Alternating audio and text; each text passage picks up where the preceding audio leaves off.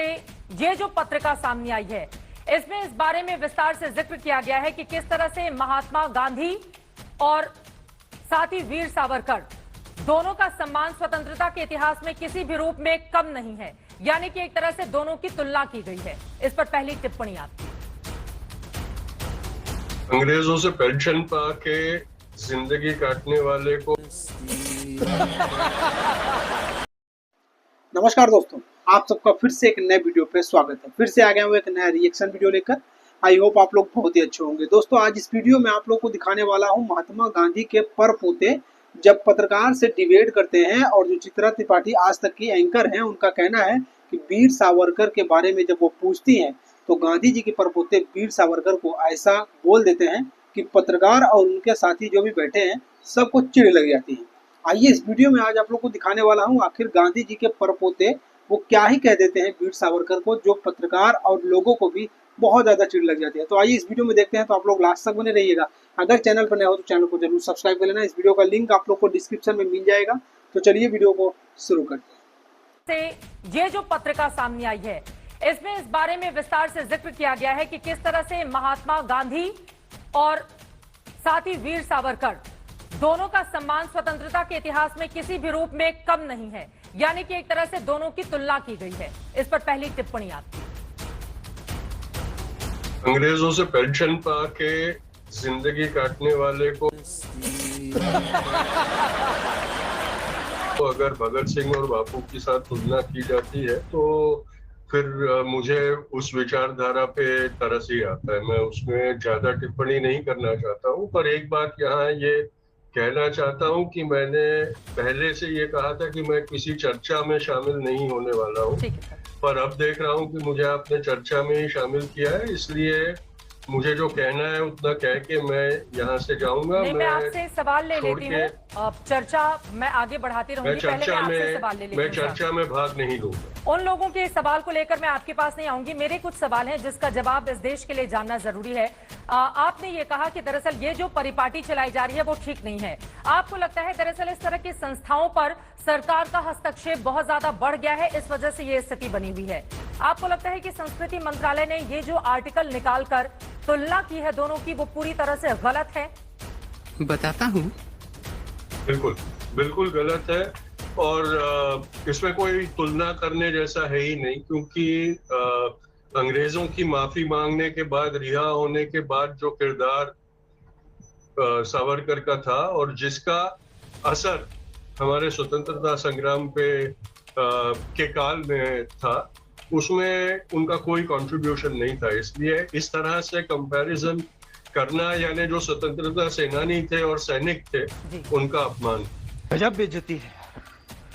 लेकिन कई बार समय समय पर दरअसल विरोधी दलों को मात देने के लिए रणनीति अख्तियार की जाती है। वीर सावरकर के संदर्भ में उनके समर्थक इसी बात की दलील देते हैं कि अंग्रेजों को मात देने के लिए उनको बड़ी लड़ाई लड़नी थी, इस वजह से उन्होंने माफी मांगी और फिर बाहर आकर स्वतंत्रता के लिए अपना पूरा जीवन उसमें झोंक दिया। तो क्या इतिहास ने उनके साथ नाइंसाफी की है उनके योगदान को लेकर? रुको जरा, सब्र करो। एक उदाहरण तो दे दे कि कहाँ वो बड़ा संग्राम लड़े हुए। पेंशन लेके लड़े थे क्या?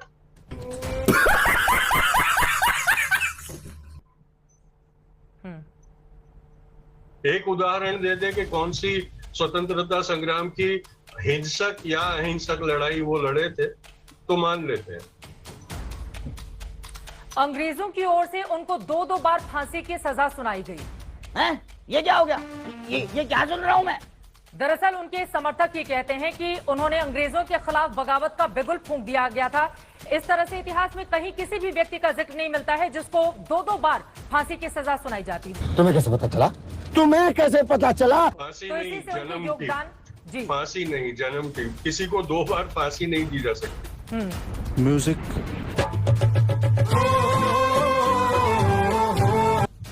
वो लाइफ सेंटेंस था, वो था, कबूल है कि वो दिया गया था, पर उसको अवॉइड करने के लिए क्या किया गया, वो हिस्ट्री में ये बात होती है कि आप आखिर में क्या करते हो उससे आपकी तुलना होती रहती है। जूडास जो था वो जीसस का बहुत बड़ा भक्त था, इनर सर्कल का था, पर आज जूडास को सिर्फ जीसस के साथ विश्वासघात के लिए ही याद किया जाता है। बात तो सही है। तुषार गांधी जी, वीर सावरकर के मामले में आपकी भी तलखी यहाँ पर साफ साफ नजर आ रही है। इसके पीछे की वजह क्या है? क्या तुलना हो गई, इस वजह से ये नाराजगी है, या फिर इसके पीछे कोई और कारण है? ये विडंबना इसलिए है कि जिस जगह को बापू की हत्या का स्मारक बना के रखा है, गांधी स्मृति, वहीं की संस्था GSDS बापू की हत्या में अक्यूज एक इंसान का महिमा मंडन करने के लिए अपनी पत्रिका का विशेषांक निकालते हैं, उसके खिलाफ ये बात है।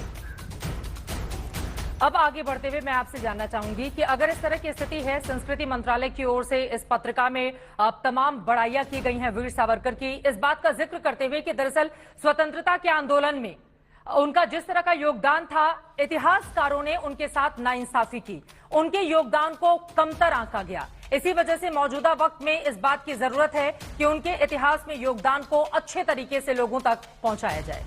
बताता हूँ।